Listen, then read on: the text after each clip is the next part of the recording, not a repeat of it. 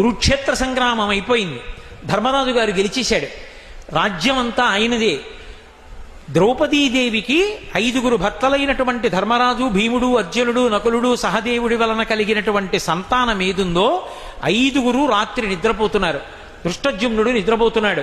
అందరూ నిద్రపోతున్నారు. అశ్వత్థామకి ఎక్కడ లేనటువంటి రౌద్రావేశం వచ్చింది. దుర్యోధనుడికి మాట ఇచ్చాడు, నేను పాండవులు లేకుండా చేసేస్తానన్నాడు.